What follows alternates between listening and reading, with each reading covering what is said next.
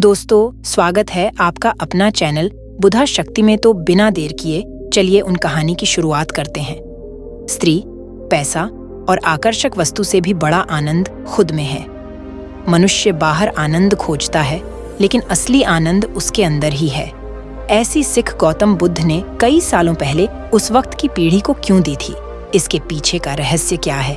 आज इसी रहस्य के बारे में हम गौतम बुद्ध की कहानियों के माध्यम से जानेंगे। पहली कहानी, एक जैन फकीर की कहानी। एक बार एक जैन फकीर को उनके कुछ मित्रों ने खाने पर बुलाया। जापान की घटना है। 7 मंजिला इमारत थी जहां वे ठहरे हुए थे। 7वें मंजिल पर ही उस घर के मालिक, उस गृहपति ने सारी व्यवस्था कर रखी थी। उस गृहपति ने अपने और भी बहुत से दोस्त हैं और सितारों को बुलाया था, सभी उसके साथ में। मंजिल पर बैठकर उस जैन फकीर की बातें सुन रहे थे। तभी अचानक भूकंप आ गया। जापान में भूकंप आते भी बहुत है। जैसे ही भूकंप के झटके महसूस होने शुरू हुए, सभी उठकर भागे। दरवाजे और सीढ़ियों पर बहुत भीड़ हो गई। करीब 100 के आसपास लोग थे। सभी भाग रहे थे। वो गृहपति भी भाग ही रहा था कि वह सीढ़ियों में फंस गया। तभी अचानक उसे याद आया कि कार्यक्रम के मुख्य अतिथि व जैन फकीर तो कहीं दिख ही नहीं रहे। कहीं वे कमरे में ही तो फंसे नहीं रह गए? वह उन्हें देखने वापस कमरे में गया। उसने देखा तो वह देखकर दंग रह गया। वे जैन फकीर तो पालथी मारे आंख बंद किए एकदम शांत चित्त से बैठे हुए थे। ऐसा लग रहा था जैसे बुद्ध की शांति से भरी प्रतिमा हो। चारों तरफ हाहाकार और हल्ला मचा हुआ था। भूकंप के झटके महसूस हो रहे थे। सभी अपनी जान बचाकर अंधाधुंध भाग रहे थे। बिल्डिंग में भी भूकंप के झटके महसूस हो रहे थे, लेकिन यहाँ यह फकीर तो बिना विचलित हुए ध्यान में मग्न थे। उस फकीर की चेहरे की शांति उस गृहपति को अपनी ओर चुंबक की तरह खींच रही थी। उसका रूप, उसकी शांति, उसका आनंद सम्मोहित कर लिया। गृहपति को खींचा चला आया, जैसे कोई चुंबक से खींचा चला है। आकर बैठ गया। फकीर के पास भूकंप आया और गया। कुछ देर बाद जैन फकीर ने अपनी आंखें खोली और भूकंप की वजह से जिस जगह पर उनकी बात रुक गई थी, उसी जगह से उन्होंने अपनी बात दोबारा शुरू की। गृहपति ने कहा, महाराज, अब मुझे कुछ भी याद नहीं कि हम क्या बात कर रहे थे और कहाँ पर हमारी बात रुक गई थी। सारे शहर में हाहाकार मचा हुआ है। सभी अपनी अपनी जान बचाकर भाग रहे हैं। इतना बड़ा भूकंप, इतना बड़ा झटका आया अब तो। इसके बाद मुझे यह भी याद नहीं है कि हम किस बारे में बात कर रहे थे। इसलिए आप कृपया करके वह बातें दोबारा शुरू न करें, और अब वह बातें मैं आपसे पूछना भी नहीं चाहता हूँ। जैन फकीर ने कहा, अब तो मैं आपसे कुछ और ही पूछना चाहता हूँ। गृहपति बोला, महाराज, एक बात बताइए कि भूकंप आने पर हम सब भागे, पर आप क्यों नहीं भागे? जैन फकीर ने कहा, भागा तो मैं भी, लेकिन तुम सब बाहर की तरफ भागे और मैं अपने भीतर की तरफ भागा। जिसे जहां सुरक्षित महसूस हुआ वह वहां भागा। लेकिन मैं कहता हूँ कि तुम्हारा बाहर की तरफ भागना व्यर्थ था। भूकंप यहाँ भी है। भूकंप 6ठी मंजिल पर भी, भूकंप 5वीं मंजिल पर भी है, भूकंप 4थी मंजिल पर भी है। भूकंप पूरे बिल्डिंग में है। 4थी मंजिल वाले भी भाग रहे हैं, 3री मंजिल वाले भी भाग रहे हैं, 2री मंजिल वाले भी भाग रहे हैं। जो सड़कों में है वह बिल्डिंग की तरह सुरक्षित स्थानों पर भाग रहे हैं। सब भाग ही रहे हैं। जिसे जहां सुरक्षित लग रहा है वह वहां भाग रहे हैं। मैं भी भागा, अपने भीतर की तरफ भागा। मुझे अपने भीतर भागना ही सुरक्षित लगा। मैं अपने मन के भीतर एक ऐसी जगह जानता हूँ जहाँ कोई भूकंप नहीं पहुँच सकता। भूकंप तो छोड़ो, जहाँ कोई गम नहीं पहुँच सकता, क्योंकि उस अवस्था में पहुँचने के बाद डर नाम की कोई चीज ही नहीं बचती। मैंने ध्यान में ही जिंदगी को जिया है। मैं तुमसे झूठ न कहूँगा कि मैं नहीं भागा। भागा तो मैं भी था, लेकिन तुम्हें दिखाना होगा, क्योंकि मैं हाथ पैर से नहीं भागा। हाथ पैर से तो तब दूर भागते हैं जब बाहर की तरफ भागते हैं, जैसे सारे लोग भागे बाहर की तरफ, क्योंकि यह सब एक ही तरफ भागना जानते हैं। बाहर की तरफ भागना ही इनके लिए एकमात्र भागना है। लेकिन मुझे जैसे ही असुरक्षित लगा, मैं तुरंत ही अंदर की तरफ फिसल गया। और मैं तुमसे यह भी न कहूँगा कि मैं डरा नहीं। मैं बहुत डर गया कि कहीं अपने भीतर से पहले ही मैं मर न जाऊं, कहीं मेरे भीतर पहुंचने से पहले ही यह बिल्डिंग ढह न जाए। मैं चिंतित था कि कहीं ध्यान में पहुंचने से पहले ही ये इमारत मुझ पर गिर न जाए। लेकिन जब मैं एक बार उस अवस्था में पहुंच गया, फिर मुझे कोई चिंता न रही। फिर किस बात की मौत? फिर तो केवल मेरा शरीर मरता, क्योंकि मेरा मन तो ध्यान में था। मैंने ध्यान में ही जिंदगी को जिया है और मैं ध्यान में ही मरना चाहता हूँ। इसलिए जैसे ही मैं एक बार उस अवस्था में पहुंच गया, मैं निश्चिंत हो गया। एक दिन हम सभी मृत्यु को प्राप्त हो जाएं, क्योंकि मैंने अपने लक्ष्य को पा लिया था। मरने का क्या? मरना तो एक दिन सबको है, लेकिन कुछ नासमझ लोगों के लिए मृत्यु एक अभिशाप है। वह इसे गलत समझते हैं और इससे पीछा छुड़ाना चाहते हैं। जबकि सच्चाई ये है कि आपके जन्म से पहले जब आपने अपनी माँ की कोख में विकसित होना शुरू किया था, उसी क्षण से आपने मरना शुरू कर दिया था। हर एक दिन बीतने के साथ आप मृत्यु के और करीब पहुंचते चले जाते हैं। ध्यान से देखा जाए तो हर एक सांस को अंदर लेना एक जीवन है और उसे छोड़ना मृत्यु। जिस प्रकार सूर्य का उदय होना इस बात को पक्का कर देता है कि उसका अस्त भी होगा, उसी प्रकार हमारा जन्म भी इस बात का संकेत है कि एक दिन हम सभी मृत्यु को प्राप्त हो जाएंगे।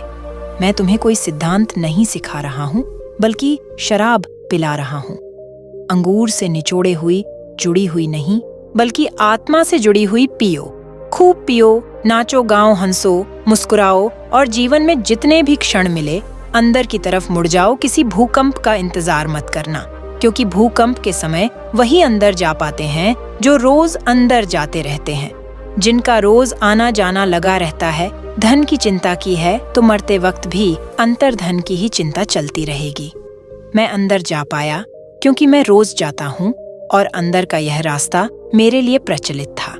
यह मत सोचकर बैठो कि जिस दिन मृत्यु आएगी उस दिन ध्यान कर लेंगे। नहीं हो पाएगा। अगर जीवन भर धन की चिंता की है तो मरते वक्त भी अंतर्धन की ही चिंता चलती रहेगी। अगर पद की चिंता की है तो मरते वक्त भी और उच्च पद प्राप्त करने की लालसा लिए मरोगे, क्योंकि अपने पूरे जीवन में हम जो कुछ भी करते हैं, मरते वक्त वही सारे विचार और कर्म हमारे आंखों के सामने से छोटे रूप में गुजरते हैं। मरते वक्त एक बार हमारी पूरी जिंदगी हमारी आंखों के सामने से गुजर जाती है। संक्षिप्त में कहूँ तो जिंदगी भर हम जो भी करते हैं, अंत समय में हम वही महसूस करते हैं। अगर हमने पूरी जिंदगी भर किसी को दुख पहुंचाया है तो अंत समय में भी उसके पश्चाताप में हम दुखी मन से ही मरेंगे। और अगर हमने जिंदगी भर अच्छे काम किए हैं तो अंत समय पर हमारे पास विचार करने के लिए अच्छी यादें होंगी और हम खुशी खुशी इस दुनिया को अलविदा कहेंगे। फकीर ने उस गृहपति से कहा, अगर तुम ध्यान में मरना चाहते हो तो ध्यान में जाना। ध्यान को जीना शुरू कर दो, ताकि मरते वक्त तुम्हें अपने भीतर जाने में तकलीफ न हो और तुम ध्यान में ही इस दुनिया को अलविदा कहो। जीवन का संतुलन आवश्यक है। यदि जीवन का संतुलन बिगड़ा और थकान आई तो समझ लीजिए कि बीमारी आई। और यदि वापस ऊर्जा अर्जित करने के लिए विश्राम किया जा रहा है तो ऐसी थकान वरदान भी साबित हो सकती है। इन दिनों जिस तरह की हमारी जीवन शैली है, इसमें असंतुलन बहुत अधिक है। सुबह उठने से लेकर रात को सोने तक शरीर की कुछ नियमित क्रियाएं हैं, आदमी उसे भूल गया है। गौतम बुद्ध बहुत काम करते थे पर कभी थकते नहीं थे। आज भी कई साधु संत उतना ही परिश्रम कर रहे हैं जितना एक कॉरपोरेट जगत का सफल व्यक्ति करता है। और जब वे रात को सोते हैं तो पूरी बेफिक्री के साथ बुद्ध से उनके शिष्यों से एक बार पूछा था, आप थकते नहीं? बुद्ध का उत्तर था, जब मैं कुछ करता ही नहीं तो सकूंगा। कैसे बात सुनने में अजीब लगती है, लेकिन है बड़ी गहरी। अध्यात्म ने इसे साक्षी भाव कहा है, स्वयं को करते हुए देखना। यह वह स्थिति होती है जब तन सक्रिय और मन विश्राम की मुद्रा में होता है। आज ज्यादातर लोग असमय अकारण थक जाते हैं, जिसका एक बड़ा कारण असंतुलित जीवन है। एक होता है थकान को महसूस करना और दूसरा है स्वाभाविक थकान। जिस समय आपकी रुचियों, इच्छाओं और मूल स्वभाव में धीमापन आने लगे, अकारण चिड़चिड़ाहट हो जाए, समझ लें कि यह थकान बीमारी है। इसलिए प्रतिदिन योग, प्राणायाम और ध्यान करें। ये क्रियाएं अपने आप में एक विश्राम है। करने वाला कोई और है, हम तो महज उसके हाथों की कठपुतली हैं। यह मनोभाव भी थकान को मिटाएगा। क्या दिक्कत है ऐसा सोच लेने में? तो दोस्तों, चलिए बढ़ते हैं हमारे गौतम बुद्ध की दूसरी कहानी की तरफ। दूसरी कहानी, एक दिन ठेले पर भार अधिक होने के कारण रामू उसे ठीक से संभाल नहीं पाया और तेज गति से आती ट्रक से भिड़ गया। अगले ही पल उसकी मौत हो गई और उसके पीछे रह गई उसकी पत्नी जानकी और 2 छोटे छोटे बच्चे, गुड्डी और गुड्डू। एक तरफ रामू का अंतिम संस्कार किया जा रहा था और दूसरी तरफ उसके बच्चे बिलख रहे थे। नहीं, इसलिए नहीं कि पापा मर गए थे, वे तो भूख से बिलख रहे थे। उन्होंने कई दिनों से पेट भर खाना नहीं खाया था और आज तो मुंह में एक निवाला भी नहीं गया था। सो भूख से रोए जा रहे थे, माँ माँ कुछ खाने को दो ना, माँ बड़ी भूख लगी है, माँ कुछ दो ना। कोई पत्थर दिल भी इस दृश्य को देखकर पसीज जाता। पड़ोसियों को भी दया आ गई, अगल बगल से खाना आ गया। बड़े दिनों बाद आज गुड्डी और गुड्डू पेट भर के खाना खा रहे थे। अजीब विरोधाभास था। एक तरफ लोग रामू की मौत पर दुख व्यक्त कर रहे थे, वहीं दूसरी तरफ उसके अपने बच्चे बड़े चाव से भोजन कर रहे थे। जानकी ने अगले कुछ दिन इसी तरह से उधार लेकर और इधर उधर से मांगकर अपना और बच्चों का पेट पाला। लेकिन यह कब तक चलता? लोगों ने मदद करनी बंद कर दी।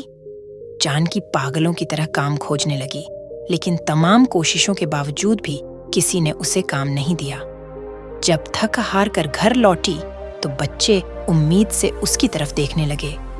गुड्डू तुतलाती आवाज में बोला, क्या लाई हो माँ, जल्दी से खिला दो, बली भूख लगी है।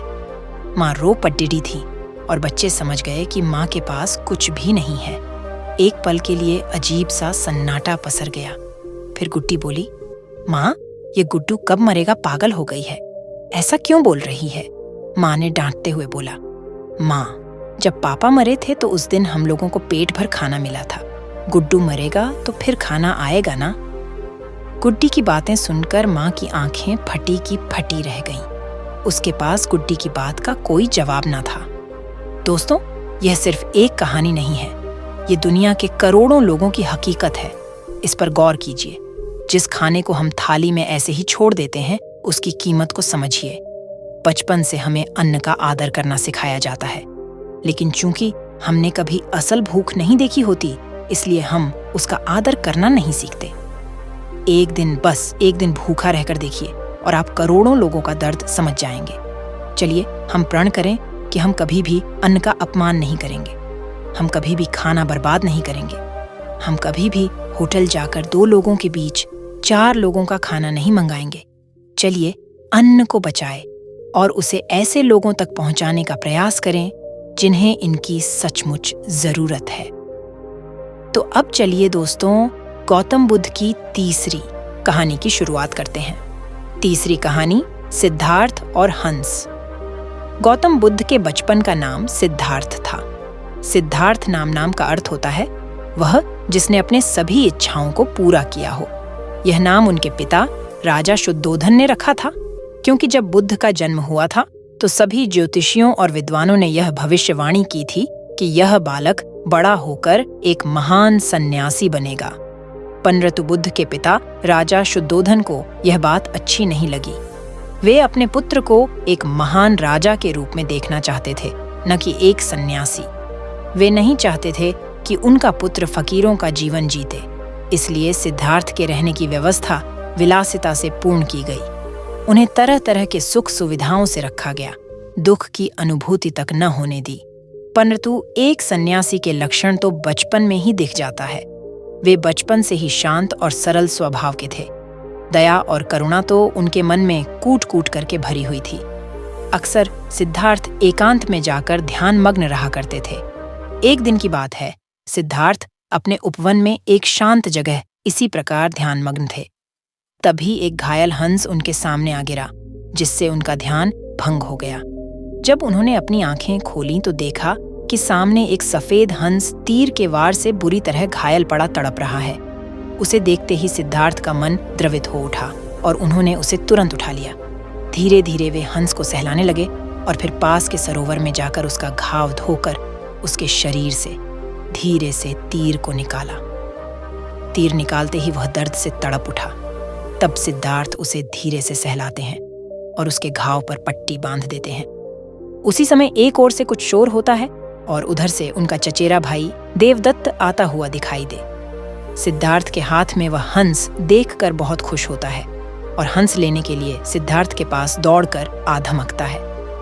देवदत्त कहता है, सिद्धार्थ, यह हंस तुम्हारे पास है और मैं इसे कब से इधर उधर ढूंढ रहा था। ये मेरा शिकार है, अब जाकर मिला है। सिद्धार्थ बोले, नहीं देवदत्त, ये हंस मेरा है। ये तो कब का दम तोड़ देता अगर मैं समय पर इसका इलाज न करता। देवदत्त ने कहा, दम तोड़ देता तो क्या, यह तो मेरा शिकार है। मैंने इसे इसलिए तो मारा है। तुम जबरदस्ती मेरे शिकार को हड़पना चाहते हो। इस तरह दोनों भाइयों में उस हंस के लिए वाद विवाद होने लगा और धीरे धीरे बात बढ़ गई। तब दोनों ने मिलकर फैसला किया कि यह हंस किसका है। इस बात का निर्णय महाराज शुद्धोधन के पास जाकर ही होगा और दोनों भाई राज दरबार में गए। वहां उन दोनों ने अपना अपना तर्क महाराज के सामने रखा। महाराज शुद्धोधन विचार करके बोले कि क्योंकि यह हंस देवदत्त का शिकार है, इसलिए इस पर पहला अधिकार देखा जाए तो देवदत्त का है। परंतु सिद्धार्थ ने इसकी जान बचाई है। मारने वाले से बड़ा बचाने वाला होता है, इसलिए यह हंस सिद्धार्थ का हुआ। महाराज शुद्धोधन का निर्णय सुनकर सिद्धार्थ की आंखों में एक चमक आ गई और वे उस हंस के शरीर पर धीरे से अपना हाथ रख सहलाने लगे। तो अब चलिए दोस्तों, गौतम बुद्ध की चौथी कहानी की शुरुआत करते हैं। चौथी कहानी, बुद्ध का वैराग्य। गौतम को घर छोड़े 7 साल बीत चुके थे। वे राजगृह में प्रवचन करते थे। उनके पिता राजा शुद्धोधन ने 1 वर्ष के भीतर 10 दूत उनके पास भेजे थे कि एक बार दर्शन दे दो। वे कपिलवस्तु पहुंचे। उनके साथ उनके दोनों प्रिय शिष्य सारिपुत्र और मौत कल्याण भी थे। वहीं दोनों शिष्य जिनकी अस्थियां सांची के दूसरे स्तूप से मिली थीं, उन्होंने कपिलवस्तु के दक्षिणी छोर से भिक्षाटन शुरू किया। संघ के सैकड़ों लोग उनके साथ थे। उन्हें देखने पूरा नगर उमड़ पड़ा था। अपने प्रिय राजकुमार को भीख मांगता देख लोग रो पड़े थे। राजा को पता चला तो वे अपने बेटे को देखने सड़क पर आ गए। बहुत आग्रह करने के बाद शाक्यमुनि ने राजा पिता का निमंत्रण स्वीकार किया और राजभवन में गए। राजा ने संघ के अन्य भिक्षुओं को भवन के विशेष परिसर में ठहराया। जब शुद्धोधन शाक्यमुनि का हाथ पकड़कर चल रहे थे तो अवश्य ही उनके चेहरे पर पिता होने का वह भाव आया होगा जो पुत्र का मार्गदर्शक होने के नैसर्गिक अधिकार से भरा होता है। खुद शाक्यमुनि इस अधिकार में हस्तक्षेप नहीं कर सकते थे। भवन में राहुल की माता यशोधरा के पास भी तुरंत यह संदेश पहुंचा कि गौतम लौट आए हैं, वे जाएं और अपने पति से मुलाकात करें। लेकिन यशोधरा ने इनकार कर दिया। गौतम उसे छोड़कर गए थे, आज लौटे हैं तो वह क्यों जाए भला। उनका सत्कार करने यशोधरा ने संदेश भिजवाया। यदि एक पल के लिए भी आर्यपुत्र ने मुझ में कोई गुण देखा हो तो वे स्वयं इस कक्ष तक आएंगे, जहां से वे आधी रात बिना बताए चले गए थे। तथागत राहुल माता का संदेश पाकर उनके कक्ष की ओर बढ़े। उन्होंने दोनों शिष्यों से कहा, वे कुछ भी कहें, कुछ भी करें, तुम दोनों शांत रहना, कोई प्रतिक्रिया मत करना, उन्हें सुरुचिपूर्ण वंदना करने देना। कमरे में तथागत अपनी शैली में बैठ गए। सारिपुत्र हमेशा की तरह उनकी दाईं और मुदगल लायन, उनकी बाईं ओर बैठे यशोधरा वे राजकुमारी नहीं दिख रही थीं। उन्होंने तथागत के चरण स्पर्श किए और उनके सामने बैठ गई। कमरे में शांति थी। तभी राजा शुद्धोधन कमरे में आए। बेटे बहू को आमने सामने देख उन्होंने बेटे से कहा, भंते। यशोधरा ने सुना आपने काष्ठ वस्त्र धारण किया है तो उसने काष्ठ वस्त्र पहन लिए। उसने सुना आप एक आहारी हो गए हैं, वह भी एक आहारी हो गई। आपने उत्तम पलंग पर सोना त्याग दिया है तो इसने भी त्याग दिया। आपने माला का त्याग किया, गंध का त्याग किया तो इसने भी वह सब त्याग दिया। मायके वाले इसे संदेश भेजते हैं, वे इसे ले जाना चाहते हैं, लेकिन यह यहीं रहती है। इसी कक्ष में गुण की मूर्ति है। राजा स्नेह से अपनी बहू को देखते रहे। अचानक तथागत उठे, उस कक्ष से बाहर चले गए। शाक्यमुनि ने शिष्यों को शांत रहने को कहा था, लेकिन वे स्वयं उस कक्ष से बाहर चले गए। मैं हमेशा सोचता हूँ उस पल क्या हुआ होगा, उनके मन के भीतर कैसे कैसे विचार उठते होंगे। क्या संबोधि एक लघु क्षण होता है, क्या दीर्घ क्षण? क्या संबोधि एक अनंत अभ्यास है, क्या संयम उसका गरुड़ यान है? धम्मपद का 13वां श्लोक बार बार याद आता है। यथा आरंभ दुखे न मुट्ठी सम्मति बजती, एवं अभाव तम चित्त राघव सम्मति बजती। घर की छत मजबूत न हो सही तरह से उसे घास फूस से ढका न गया हो तो बरसात के दिनों में उसमें से पानी रिसता है, घर भर में फैल जाता है। उसी तरह ध्यान और एकाग्रता हमारे व्यक्तित्व की छत है। ध्यान और एकाग्रता जीवन को सार्थक करते हैं।